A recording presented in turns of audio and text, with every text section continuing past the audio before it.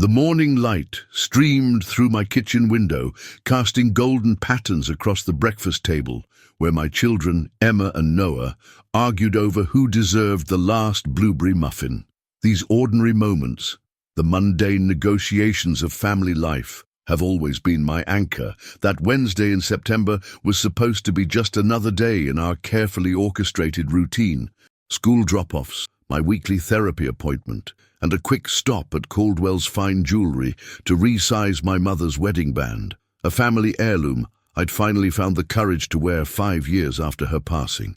"Mom, you're not listening," Emma complained, her 7-year-old indignation pulling me back from my mental checklist. I said Noah took the last muffin, and I only had one yesterday. I smiled, breaking the contested muffin in half with the practiced diplomacy of motherhood. "Now you both have equal shares. Fair?" This simple solution, this moment of maternal wisdom, would later seem surreal in contrast to what awaited me downtown.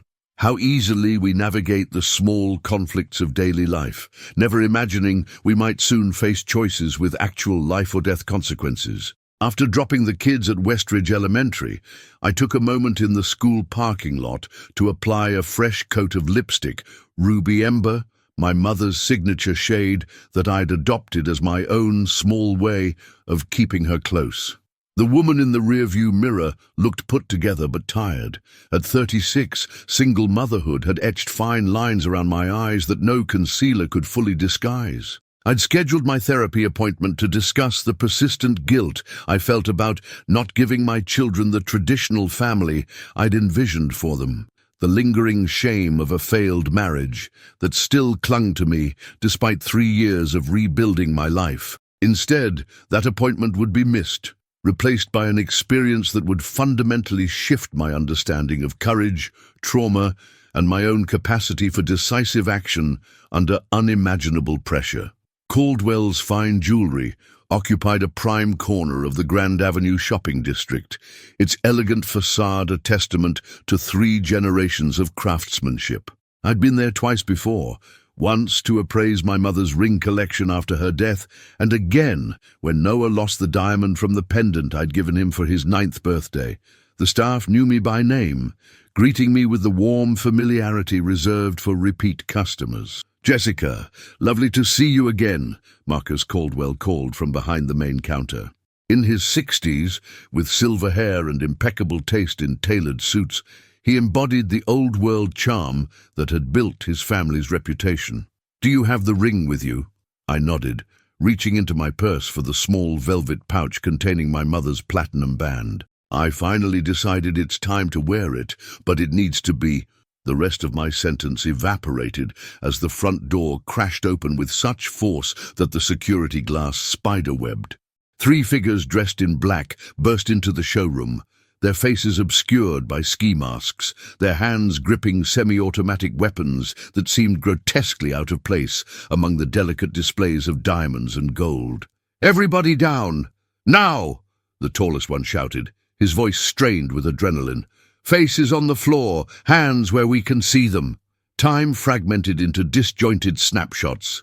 An elderly woman collapsing to her knees, a security guard reaching for his weapon, only to freeze when a gun swung toward him, Marcus Caldwell's complexion draining to ashen grey. My body responded before my mind fully processed what was happening, dropping to the marble floor with mechanical obedience, while my thoughts raced toward my children, Emma and Noah, who expected me to pick them up at 3:15, who would be waiting at the school gates, who might never understand why Mommy didn't come home. "You!"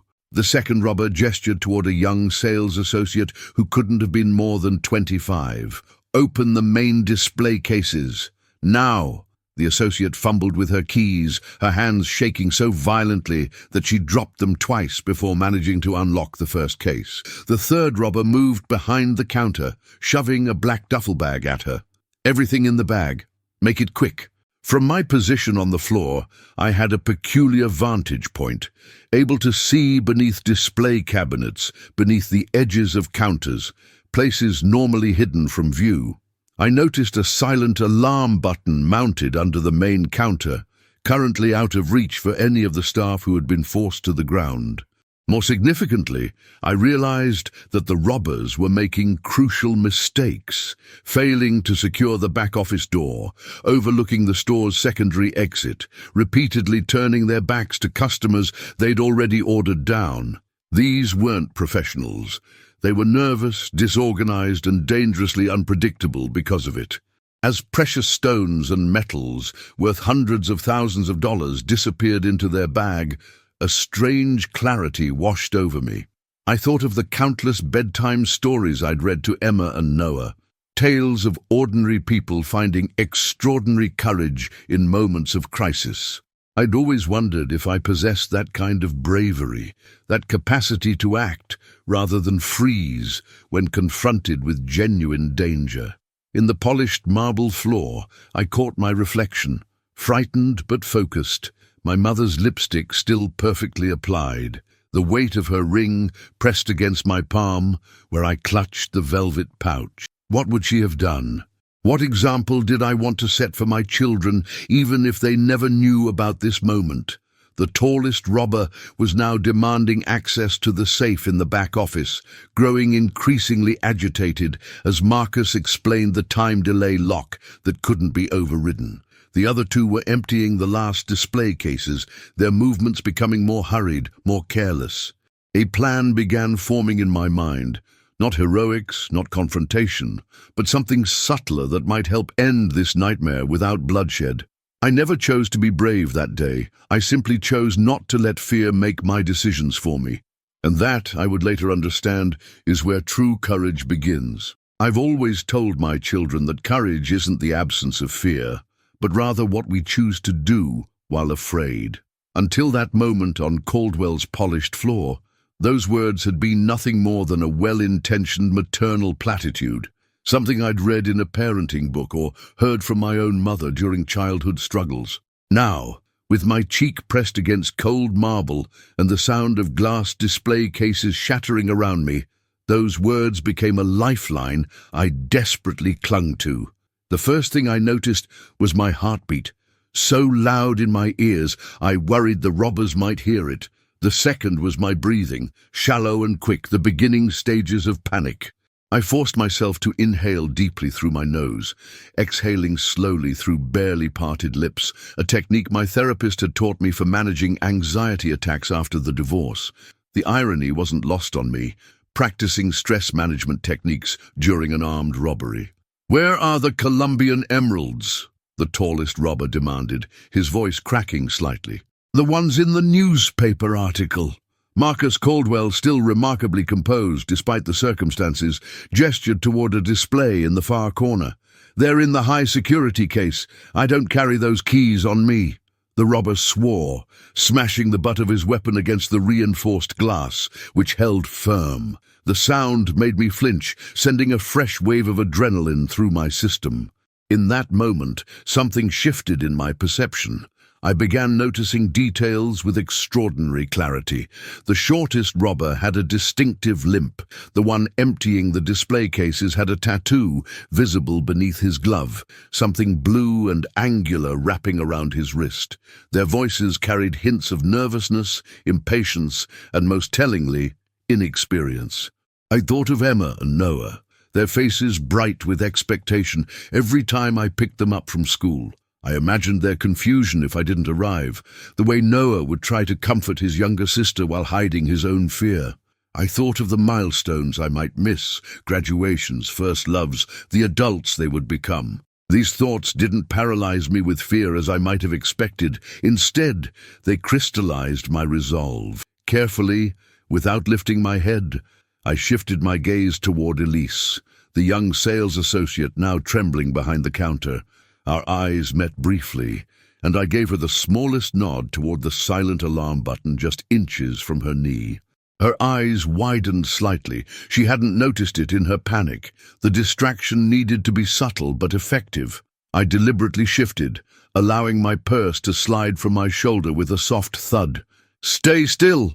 the robber nearest me barked, swinging his weapon in my direction. "I'm sorry," I said, my voice steadier than I felt. "I have a medical condition. I need to—" "Shut up!"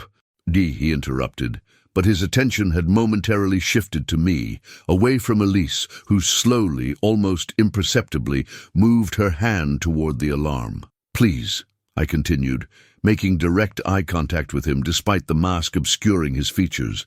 "I just need my medication. My children are waiting for me to pick them up from school. They'll be scared if something happens to me." But the mention of children caught him off guard. A momentary hesitation, a glimmer of humanity behind the mask. In that brief window of distraction, Elise pressed the silent alarm. Our eyes met again, and I saw in hers the same fierce determination I felt surging through my own body, the primal instinct to survive, to protect, to return to those who needed us. "Just shut up and stay down," the robber said. But his voice had lost some of its edge. I'd created a connection, however tenuous, reminding him that we weren't just obstacles, but people with lives and loved ones waiting for our safe return. The next 4 minutes stretched like hours, as the robbers continued filling their bags with precious stones and metals. I memorized every detail I could: heights, builds, voices, mannerisms, anything that might help identify them later. I noticed the way the tallest one kept checking his watch, suggesting they were working within a specific time frame.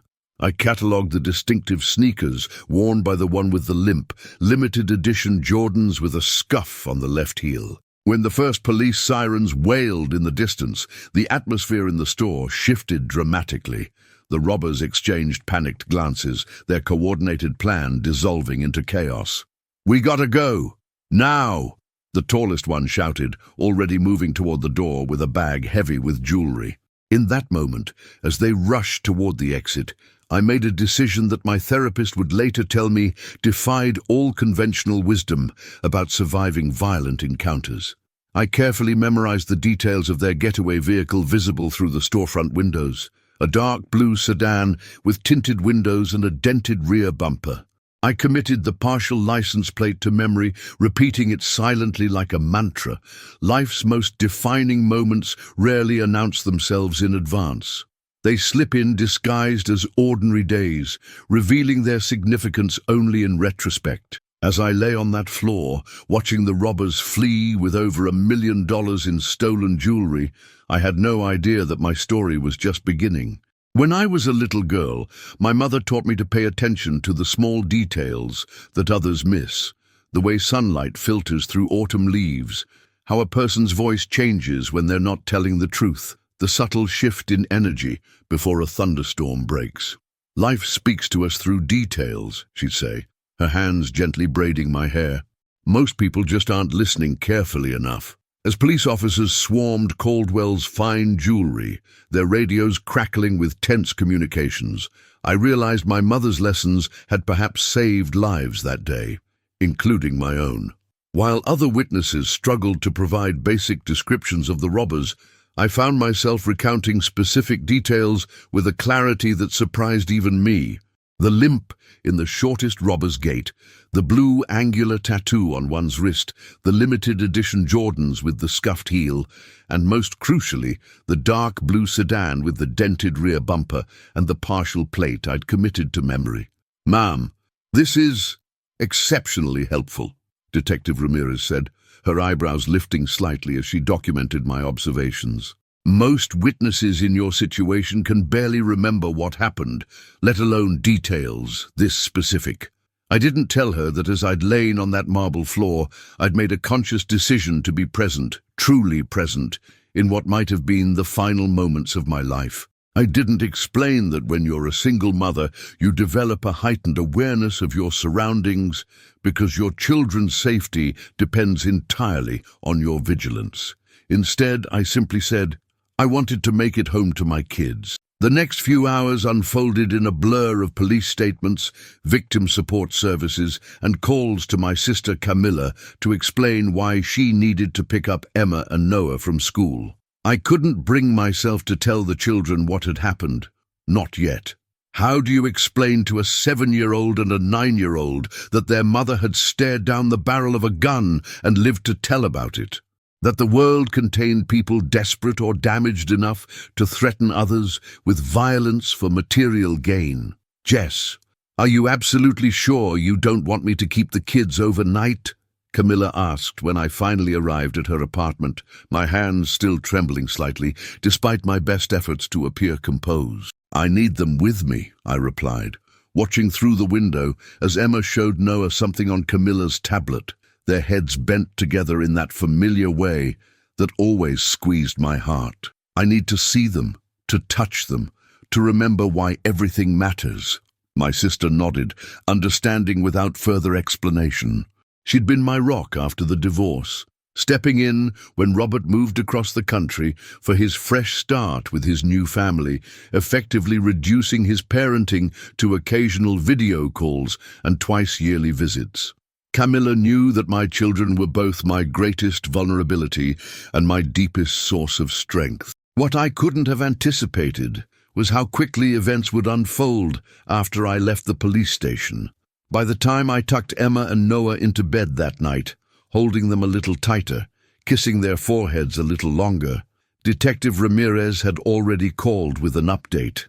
The partial plate I'd provided had narrowed their search significantly, and traffic cameras had captured the blue sedan heading east on Olympic Boulevard immediately after the robbery. "We've identified 2 potential suspects based on your descriptions," she explained. "One has a known association with a pawn shop in East Los Angeles. We're setting up surveillance now." Deep. I sat on the edge of my bed after the call ended, my mother's ring still clutched in the velvet pouch I'd somehow managed to keep with me throughout the ordeal. The weight of the day finally descended, and I allowed myself to cry, not from fear or trauma, but from a profound recognition of how quickly life can pivot between the mundane and the extraordinary. The following morning, as I packed lunchboxes and checked homework folders in our familiar routine, my phone rang again. Detective Ramirez's voice carried a note of controlled excitement. "We've recovered approximately 70% of the stolen merchandise," she reported. "The suspects attempted to sell several distinctive pieces to the pawn shop we had under surveillance.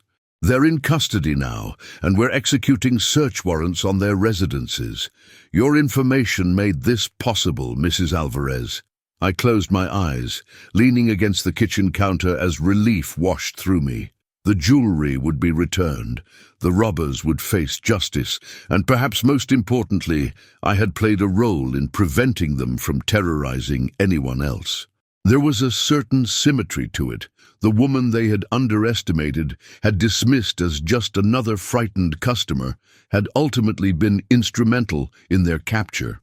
Later that afternoon, Marcus Caldwell himself called, his voice thick with emotion.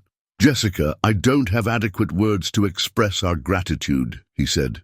"Your presence of mind under those circumstances was nothing short of extraordinary. The pieces we've recovered include family heirlooms that have been entrusted to us for generations, irreplaceable treasures with sentimental value far beyond their monetary worth." As he spoke, I twisted my mother's ring around my finger, no longer in its velvet pouch, but properly sized and now permanently on my right hand. I had picked it up from Caldwell's that morning, where Marcus had insisted on completing the resizing free of charge. The platinum band caught the afternoon light streaming through my kitchen window, connecting me to my mother and to the strength I'd discovered within myself. "I was just trying to get home to my children," I told him, the same simple truth I'd offered Detective Ramirez. What I didn't say, what I was only beginning to understand myself, was how profoundly that day had altered my perception of my own capabilities. The woman who had entered Caldwell's fine jewelry was not the same one who had emerged. Something fundamental had shifted, something that would ripple through every aspect of my life, in the days and weeks too. The media descended, with predictable veracity, in the days following the robbery. My carefully cultivated anonymity dissolved overnight as local news stations branded me the jewelry store mom, a catchy headline that reduced the most terrifying experience of my life to something digestible between weather reports and sports scores. Camera crews parked outside my apartment complex, journalists called incessantly, and social media exploded with opinions about my actions from people who hadn't been there. who couldn't possibly understand the crystalline clarity that descends when your survival instinct collides with maternal determination. "You should do the interviews," my sister suggested, scrolling through the dozen media requests that had flooded my email. "Think about the opportunities this could create for you and the kids." But opportunity wasn't what I sought in the aftermath. What I needed was normalcy, the sacred routine of school drop-offs and homework supervision, dinner preparations and bedtime stories. I needed to process what had happened in my own time, on my own terms, without performative recounting for public consumption. The LAPD honored me at a private ceremony 2 weeks after the robbery. By then, all 3 suspects had been apprehended, and approximately 85% of the stolen merchandise recovered, including a pair of Colombian emerald earrings valued at $280,000 that had been buried in a coffee can in one suspect's backyard. Detective Ramirez presented me with a civilian commendation, her professional demeanor softening as she described my exceptional contribution to public safety. "Your actions didn't just solve this case," she told me afterward, her voice lowered for privacy. "The intel we gathered led us to a ring responsible for similar robberies across 3 counties. You've helped shut down an operation that's terrorized high-end retailers for months." The recognition should have felt validating, but instead it heightened my discomfort with the narrative being constructed around me. The ordinary mother who became an extraordinary hero. The truth was far more complicated. I hadn't acted out of courage or civic duty or any noble intention. I had acted out of primal maternal instinct, the absolute certainty that my children needed me to come home. "I keep thinking about what could have happened," I confessed to my therapist during our first session after the incident. "If I'd been wrong about them being inexperienced, if they'd noticed Elise pressing the alarm, if they'd been more desperate or more violent." Dr. Winters nodded, her expression contemplative rather than concerned. "You made decisions under extreme duress based on the information available to you at that moment. Monday morning quarterbacking those decisions won't change what happened, Jessica. It will only prolong your trauma response." Trauma. The word felt simultaneously too clinical and too dramatic for what I was experiencing. I wasn't having flashbacks or nightmares. I hadn't developed a fear of jewelry stores or public spaces. Instead, I found myself hyper-aware of exit routes whenever I entered a building, constantly scanning for potential threats, memorizing faces and details with unconscious precision. The most profound change came in my relationship with Emma and Noah. I hadn't told them exactly what happened, only that I had helped the police catch some bad people who had taken things that didn't belong to them. But children possess a preternatural ability to sense shifts in their parents, to detect the unspoken currents running beneath everyday interactions. "Are you a superhero now, Mommy?" Emma asked one evening as I tucked her in, her small fingers tracing the worry lines that seemed permanently etched between my eyebrows. The question startled a laugh from me, the first genuine laugh since before the robbery. "No, sweetie, I'm just your mum." "But you helped catch the bad guys," she persisted, her 7-year-old logic unassailable. "That's what superheroes do." I smoothed her hair back from her forehead, considering my response carefully. "I think sometimes regular people do brave things when they have to, because they love someone very much. I was thinking about you and Noah the whole time. That's what gave me courage." As the weeks passed and media interest finally waned, I began the gradual process of redefining my understanding of myself. The woman who had entered Caldwell's that day had been shaped by loss and disappointment, a failed marriage, single motherhood, the constant struggle to prove her competence in a world that often overlooked her. The woman who emerged carried a different kind of certainty. Not arrogance or bravado, but a quiet, unshakable knowledge of her own capabilities. Marcus Caldwell called on the 1-month anniversary of the robbery, inviting me to a small gathering at the store to celebrate its reopening after extensive security upgrades. "Nothing elaborate," he assured me, perhaps sensing my reluctance. "Just a small thank you to those who helped us through this ordeal. Your children are welcome too, of course." I agreed, surprising myself. Perhaps it was time to close this chapter properly, to reclaim the space where fear had momentarily overtaken my life. The true story of Jessica Alvarez's remarkable courage during the Caldwell jewelry heist demonstrates how ordinary people can display extraordinary bravery when facing life's most terrifying moments. For more compelling true crime narratives that reveal the complex psychology behind both criminal acts and heroic interventions, subscribe to our channel now. We bring you meticulously researched cases that explore the thin line between victim and victor, featuring real people whose split-second decisions changed everything. Hit subscribe to delve deeper into the true crime stories that reveal the extraordinary capacity of the human spirit in the face of danger.